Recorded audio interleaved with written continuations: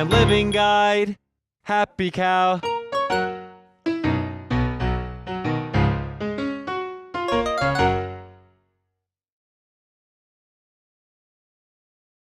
Hello, Ed. Nice to see you. doing, buddy? Very good, very good.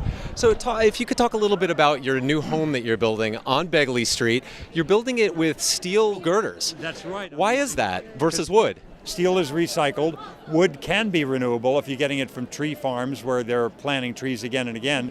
But, a lot of times when we attempt to replenish a native forest, we don't do so good. Nature is much better at doing that than we are.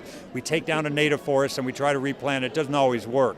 So there are some tree farms out of there, places that were logged many, many years ago, and that's where we should get whatever forest products we need. But sometimes you don't need to get any forest products. You're going to build a house, you got to build it out of wood, right? Not so. You build most office buildings out of steel. Why not build your home out of steel?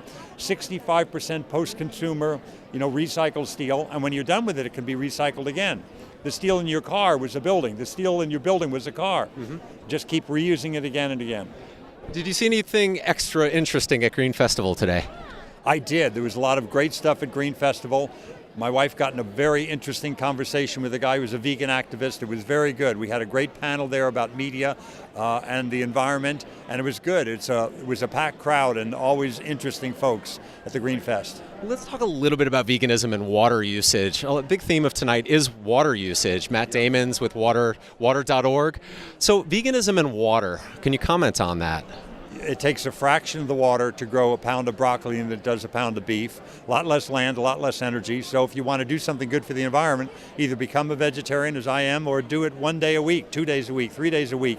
As low as you can eat on the food chain, it's going to be good for water issues and good for the environment. Yeah. I read a statistic that if every American were to not eat beef 1 day, we would save 100 billion gallons of water. I believe that to be true. I accept that at face value. Yes.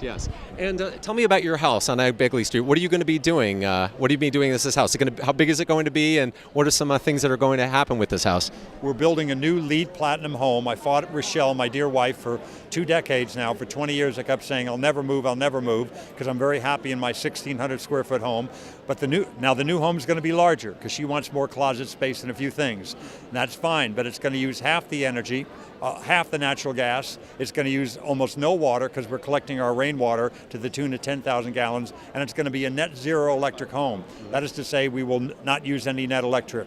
We'll be using the grid as our battery backup, spinning the meter backwards during the day and forwards at night.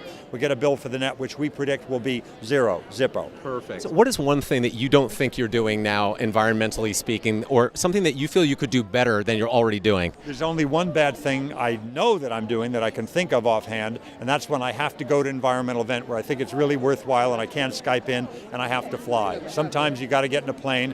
I buy a carbon offset, I buy a TerraPass to offset that CO2, but I'd rather not fly. I'd rather stay home and Skype in, but sometimes they want you there to press the flesh and say hello and touch and meet people. So sometimes it's worth it, but I don't do it lightly. I try not to fly ever, but sometimes you must, and that's the one thing I don't do right. Okay, terrific. Thank you so much. I appreciate it. Thank you, pal. Take care. Bye-bye. Thanks for being here. See you later.